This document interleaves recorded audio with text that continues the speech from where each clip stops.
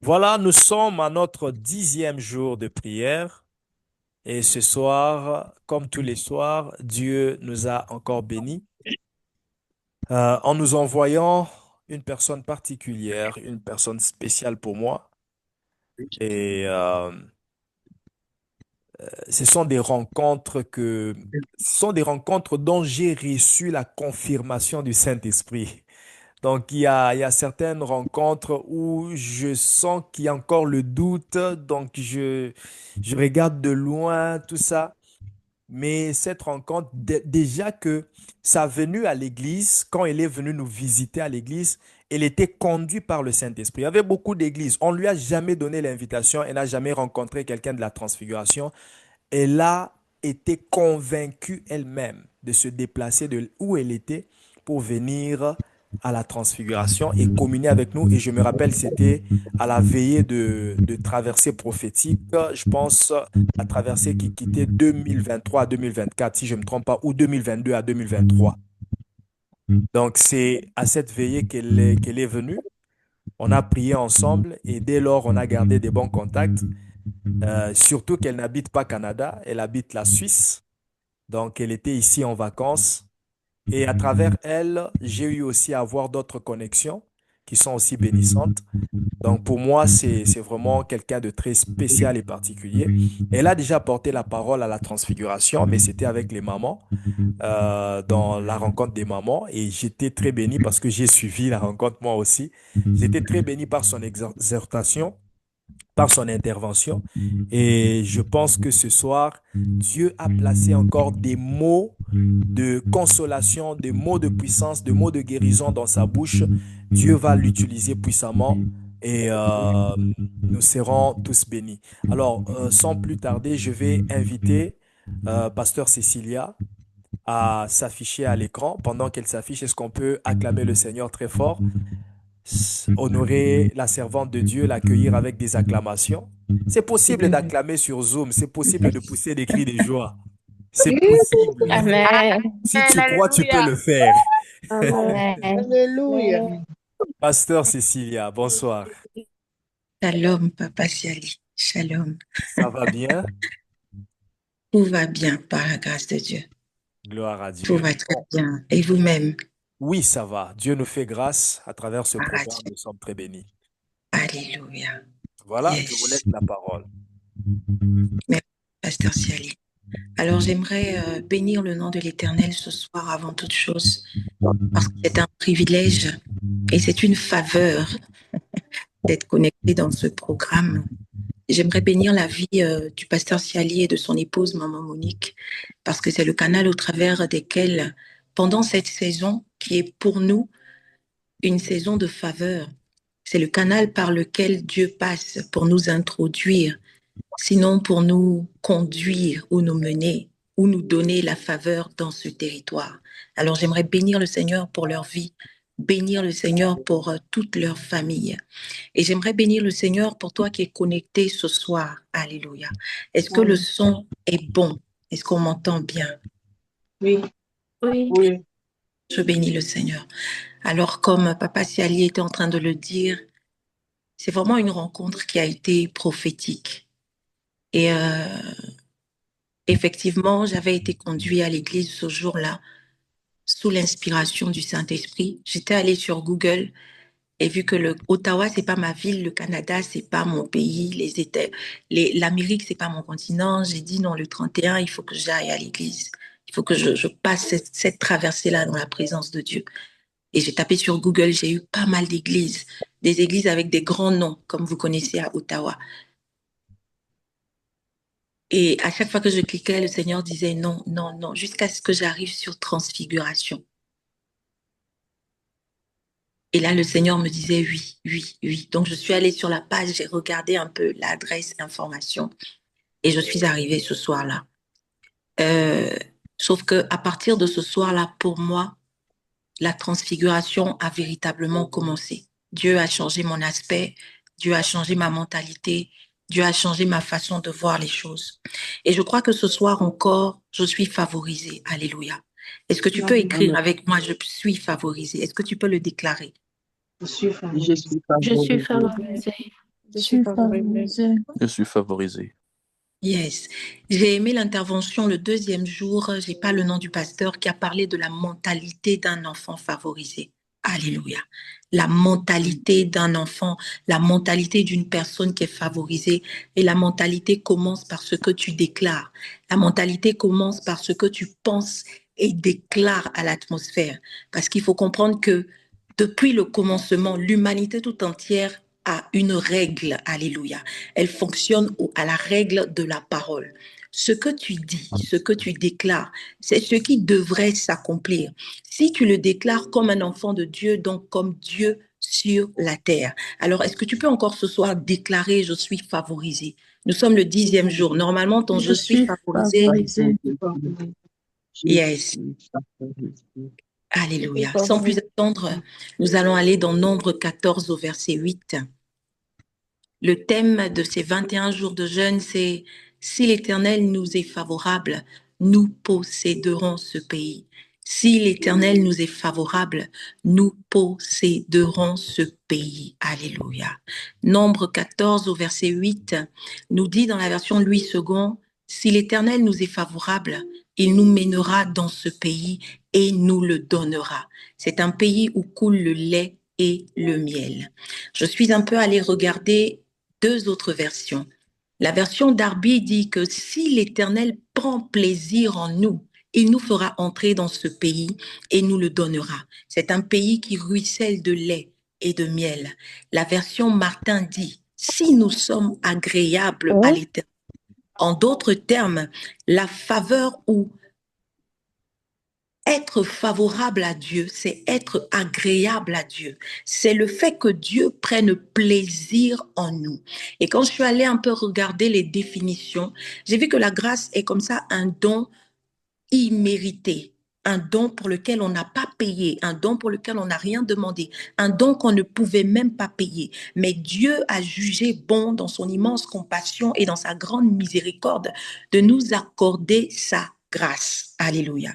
Et dans le second Testament, avec l'avènement de Jésus, quand on parle de grâce, on parle du don gratuit de Christ. Alléluia. Le don qui vient nous réconcilier avec Dieu, le don qui vient comme ça nous relier avec Dieu, le don qui vient déchirer le voile du haut en bas, afin que nous puissions accéder à sa présence sans protocole, sans condition. Alléluia. Lorsqu'on parle de faveur, la faveur est un avantage, c'est un traitement préférentiel. C'est-à-dire que je préfère donner l'orange à X plutôt qu'à Y. Comme Dieu lui-même le dit, j'ai aimé Jacob et j'ai haï Ésaü. Alléluia. En d'autres termes, Dieu a fait une préférence entre deux personnes. Et suite à cette préférence-là, on va voir qu'il y a une certaine dimension, il y a un certain atmosphère qui accompagnait Jacob. Partout où il passait, la préférence de Dieu sur sa personne se faisait voir, se faisait sentir. Alléluia. Alors, la faveur est quelque chose de, on va dire, c'est une circonstance, c'est une opportunité. Ça peut se traduire par une circonstance, ça peut se traduire par une opportunité. Alléluia. Il doit avoir une situation. Et dans cette situation, Dieu démontre sa faveur. Alléluia. J'espère que c'est bon jusqu'ici. Amen. Et la grâce de Dieu est la base de notre relation avec Dieu. C'est parce qu'il nous a fait grâce que nous pouvons avoir une relation avec lui, parce que la relation était brisée. Mais il nous fait grâce afin que cette relation soit reconduite. La faveur est comme ça le bénéfice de cette relation avec Dieu. Parce que bien aimé dans le Seigneur, si tu as une relation particulière avec une personne, il s'ensuit des conséquences particulières. Tu vas alors comprendre que ce que maman Monique peut demander à papa Siali et qui lui sera accordé facilement ne te sera pas accordé à toi à cause de la relation ou du moins grâce à la relation qu'ils ont. Je ne sais pas si quelqu'un me comprend. Amen. Alors plus tu as une relation, plus tu es proche de Dieu, plus Dieu va préférer te bénir toi à bénir quelqu'un d'autre. Écoute, depuis le commencement, il fait un choix. Et il choisit Israël pour être comme ça la préfiguration de son amour, de son choix sur terre. Et partout où Israël passe, on voit que Dieu marche avec Israël. Il ne fait pas que marcher, mais il démontre sa présence par des signes, des miracles et des prodiges, de sorte à ce que le nom d'Israël commence à faire peur dans tout l'entourage. Alléluia. Une personne qui a une relation avec Dieu est d'office favorisée. Une personne qui est habituée à la présence de Dieu est d'office favorisée. Écoute-moi très bien. Partout où tu arriveras, Dieu ne permettra pas qu'on te touche parce que celui qui te touche a touché Dieu. Sa faveur commence comme ça. Partout où tu arriveras, écoute, il y a des personnes qui arrivent dans des maisons où, dans cette famille-là, la stérilité frappe. Mais à cause de leur présence ou grâce à leur présence dans cette maison, ce jour-là, la situation change et cette maison est visitée. Alléluia. Amen. Alors, si tu veux parler de Amen. faveur, j'aimerais dire à quelqu'un ce soir, comment est ta relation avec Dieu? Comment est ta relation avec Dieu? Voilà pourquoi je reviens encore sur la prédication du deuxième jour. Je n'ai pas le nom du pasteur, mais il a édifié mon âme. Pasteur Écoute, Christian. plus tu es proche du feu, pasteur Christian, Oui, Pasteur Christian. c'est ça.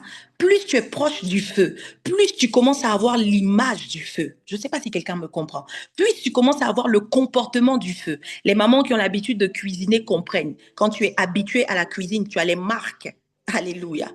Tu as comme ça les signes de la cuisine. Il arrive un moment où tu prends la casserole toute chaude et tu la déposes à côté parce que tu es habitué. Quelqu'un qui est habitué à la présence de Dieu commence à avoir la mentalité de Dieu, commence à penser, à se comporter, à parler comme Dieu. Parce qu'en s'approchant de lui, il voit les caractéristiques de Dieu. Alléluia. Alors, je vais faire un petit historique de cette histoire.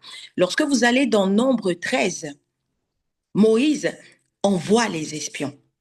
Et lorsque les espions partent, ils arrivent, comme vous l'avez entendu pendant 10 jours. Il y en a 10 qui ont un rapport différent. Mais avant de donner ce rapport différent, ils reconnaissent que ce pays-là est le pays où coule le lait et le miel. Ils reconnaissent que ce pays est bon, mais ils disent que dans ce pays-là, il y a des personnes puissantes qu'on ne peut pas renverser. Or, pour prendre possession d'une maison, il faut d'abord renverser et attacher l'homme fort. Alléluia. Donc, eux, ils se sont arrêtés à l'homme fort. Et après leur rapport, le peuple commence à se décourager, le peuple commence à se révolter, le peuple commence à dire des paroles, mais qui vont attrister le cœur de Dieu. Et il faut savoir que ce peuple-là est passé de l'Égypte jusqu'ici, de l'Égypte jusqu'à là. Ils ont vu et ils ont vécu la manifestation du Dieu puissant. Ils l'ont vu comme le Dieu qui peut apporter la lumière, là où même les esprits de l'Égypte, il peut apporter les ténèbres, là où même les esprits de l'Égypte étaient appelés des dieux soleil.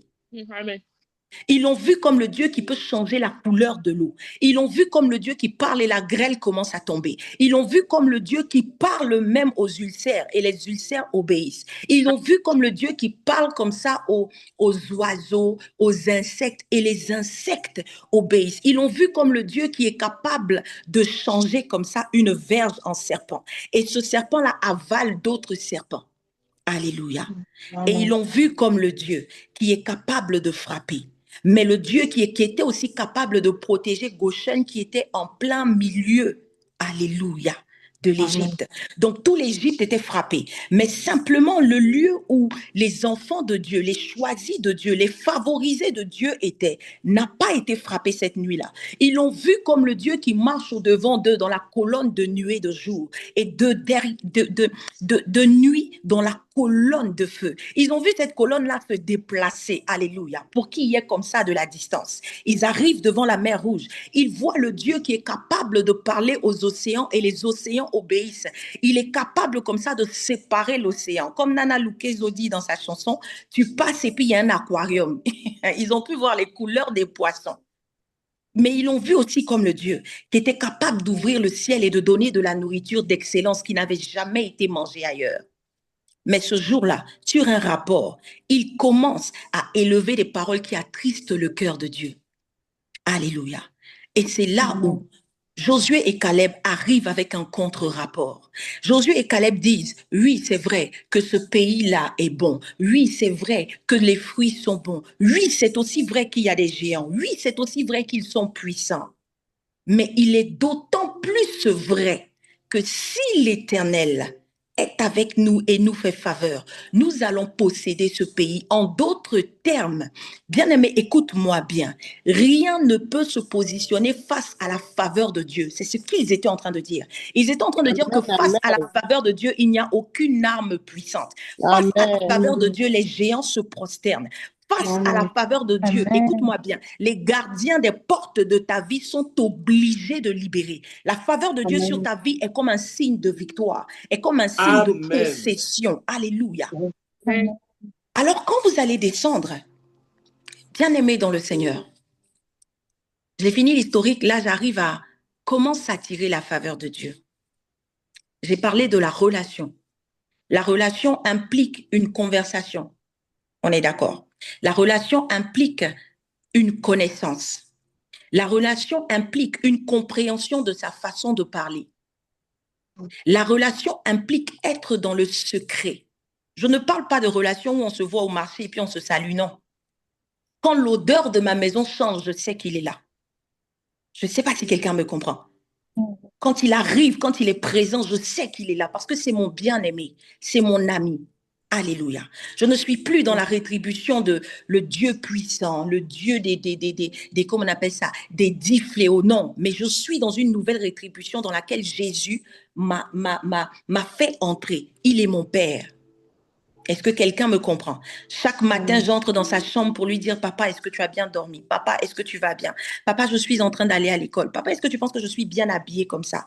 Et tout. Papa, j'ai eu telle note. Papa, j'ai tel besoin. Quand j'étais à l'école, il y a telle personne qui m'a frappée. J'ai pas compris. Papa, j'ai réagi comme ça, mais je pense que j'ai mal fait. Et il me dit, ma fille, tu n'aurais pas dû réagir comme ça par rapport à l'éducation que je t'ai donnée. Et je dis, ah, papa, c'est vrai, je suis désolée. Je me comporterai mieux. Alléluia. Amen. Quand j'arrive et qu'il me donne un cadeau, je prends Yes. son cadeau. C'est lui qui dirige en fait la conduite de la maison. C'est lui qui conduit toutes choses. Je ne sais pas si quelqu'un me comprend. Je suis sa fille et il est mon père. J'ai conscience de cela. Je le connais. Je sais quand il est fâché. Je sais quand il va me parler. Je sais quand il me regarde avec ses yeux que ça, je n'ai pas aimé. Je sais quand il est fier de moi, même sans ouvrir la bouche. Alléluia. Et partout où je passe, on sait que je suis la fille d'eux.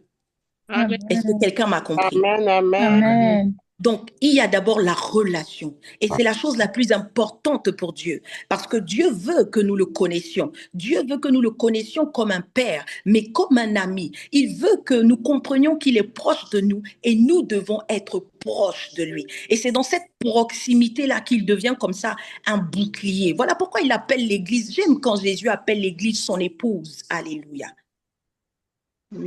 Parce qu'au travers de la soumission de cette épouse, je deviens son bouclier. Je deviens comme un étendard. Je deviens sa protection. Je deviens son avocat. Je deviens celui qui parle pour elle.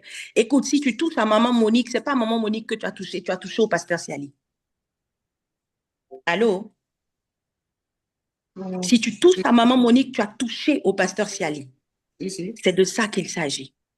Il veut une relation d'épousailles, une relation de mariage. C'est-à-dire que dans la nuit, on règle les problèmes. Ce que l'époux dit de secret à sa femme reste dans le cœur de la femme. Alléluia. Amen. Les besoins de la femme sont aussi demandés à l'époux en fonction des circonstances de la situation et du temps. Alléluia. Amen. Alors, il y a d'abord la relation.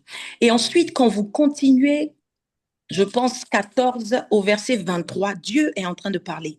Et Dieu est choqué parce que le peuple l'a méprisé. Dieu est choqué parce que le peuple n'a pas cru en lui. Et parce que le peuple n'a pas cru en lui, Dieu veut prendre une décision. Alléluia. Dieu veut prendre une décision. Et c'est là où Moïse va intervenir pour dire que, ah, mais Seigneur, si tu prends une décision, qu'est-ce que les autres vont dire? Ils vont dire quoi? Celle qui te prie depuis là. Ah, tu lui as fermé le ciel. Celui qui est toujours à l'église, dans les retraites, dans les veillées. Ah, mais comment sa vie est comme ça?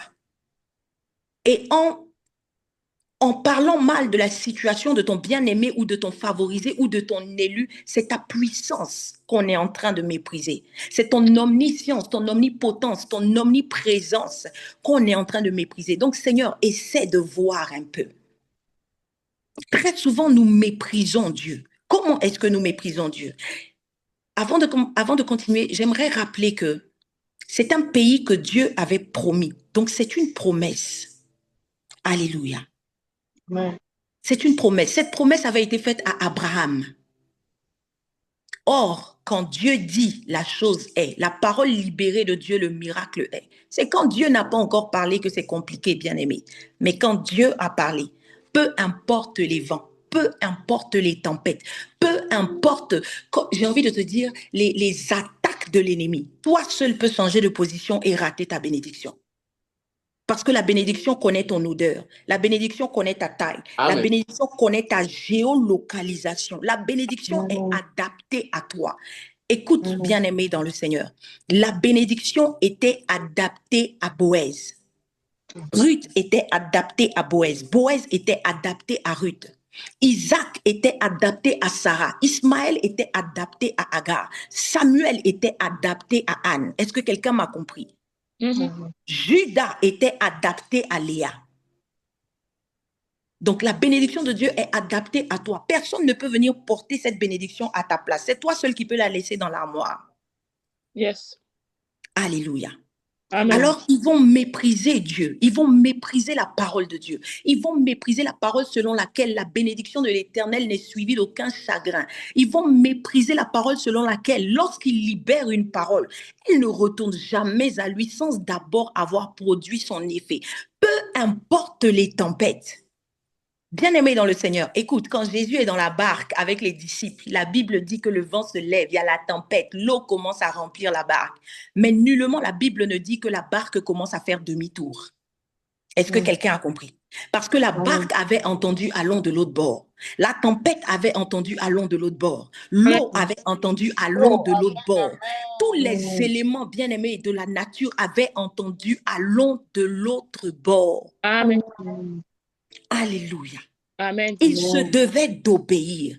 Je suis venue dire à quelqu'un, peu importe les vents à sens contraire, peu importe ce que tu es en train de vivre maintenant, la barque va continuer d'aller de l'autre bord. Parce que même Satan sait que tu dois aller de l'autre bord. Yes. Amen. Écoute, pour pouvoir toucher à Satan, Amen. pour pouvoir toucher à Job, Satan vient demander la permission à Dieu. Mais quand Dieu se décide de pouvoir bénir Job, il ne fait de réunion avec personne. Il ne demande pas de permission à Satan. Alléluia. Amen. Amen. Alors la barque va continuer d'avancer. Ils ont commencé à mépriser tout ce que Dieu leur avait déjà montré. Parce que ce que eux, ils avaient déjà vécu, les autres peuples ne l'avaient pas vécu. Ils étaient entrés dans une proximité avec Dieu. Alléluia. Ils voyaient sa manifestation de toutes sortes, bruit, nuées. Ils ont tout vu. Colonne de feu, colonne de nuée, mon frère. Malgré ça, tu doutes que je suis là.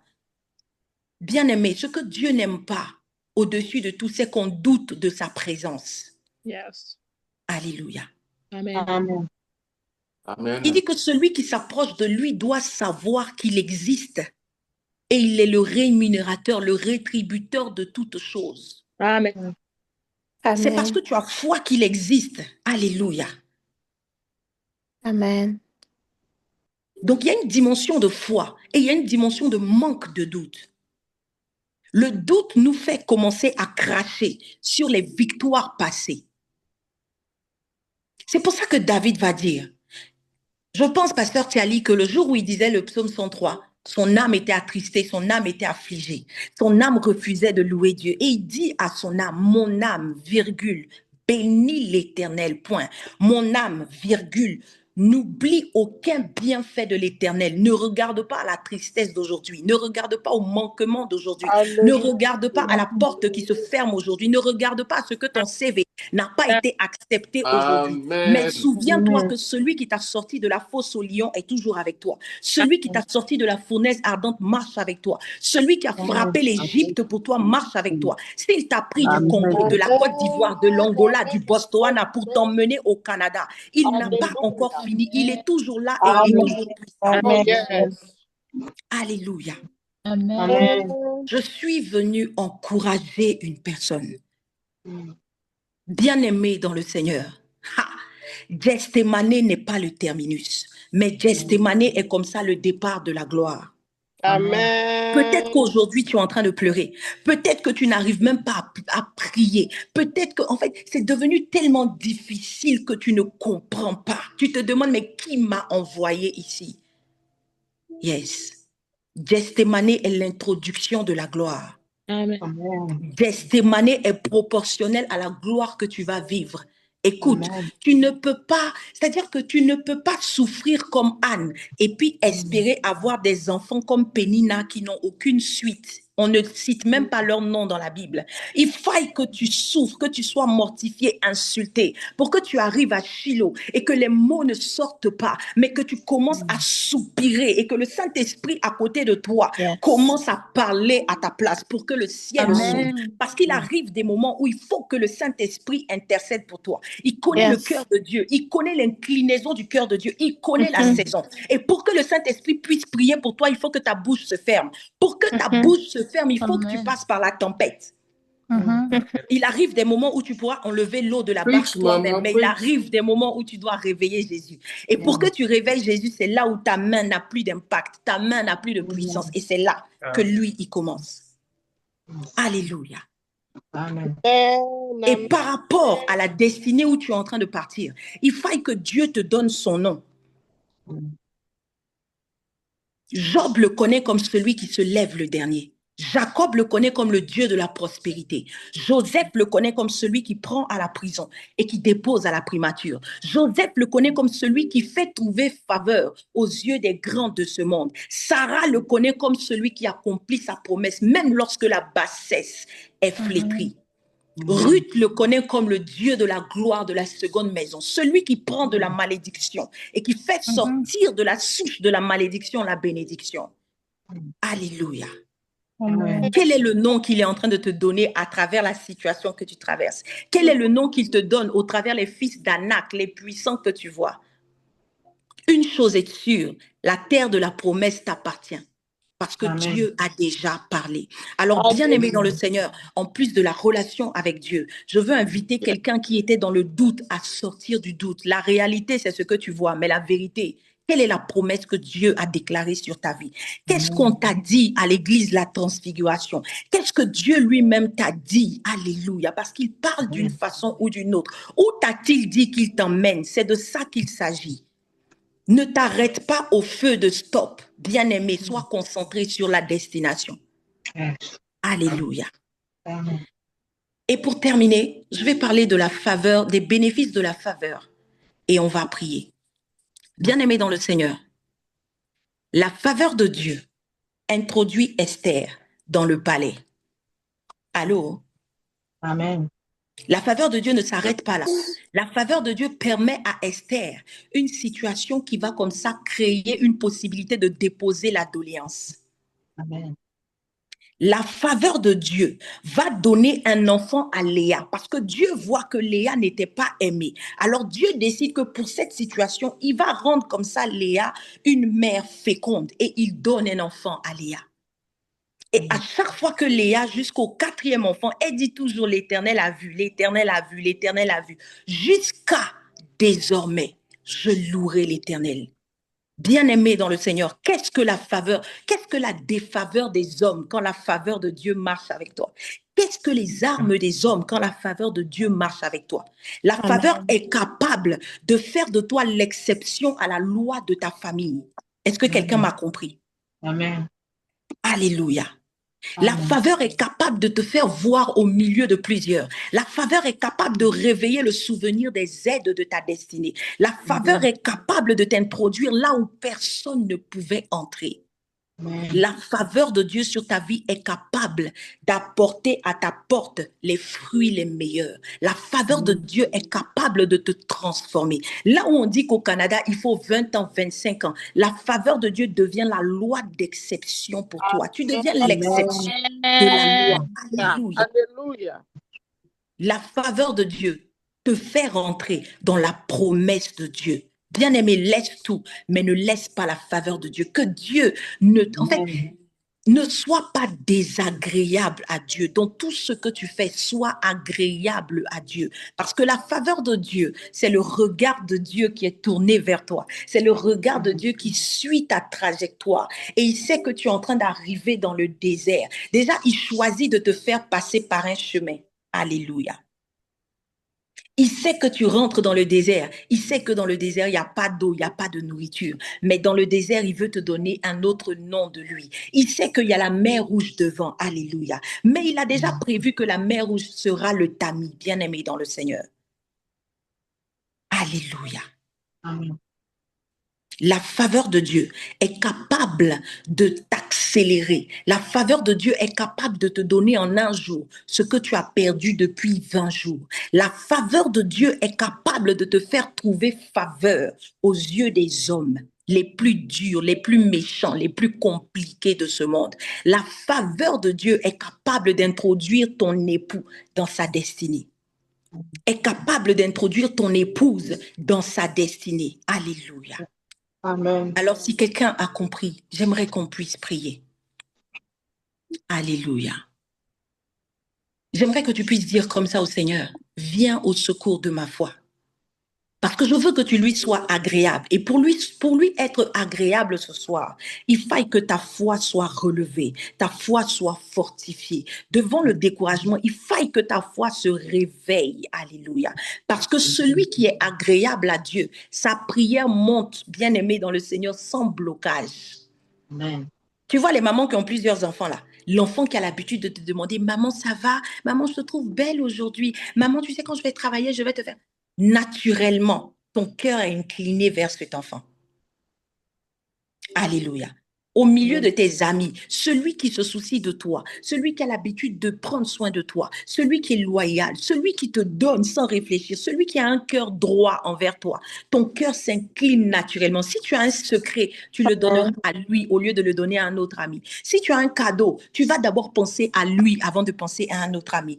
Il en est de même pour notre Dieu.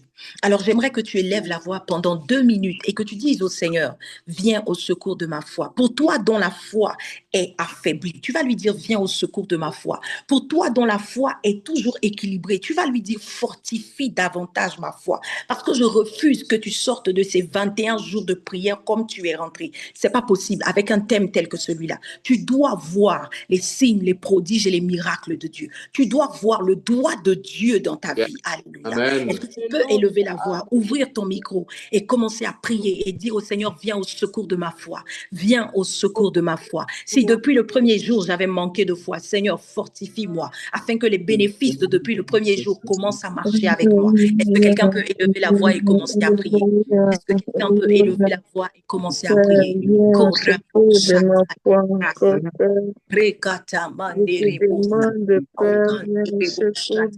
Éternel, je suis en train de prier pour moi, mais je suis en train de prier pour mes frères et sœurs côté de partout dans le monde.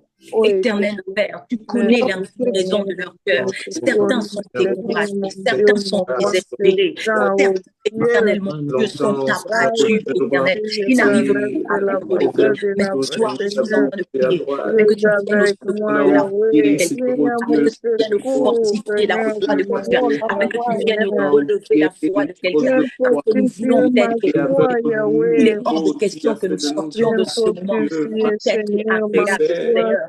comme ce Oh, par le homme, Seigneur, à la descente de la montagne de transfiguration.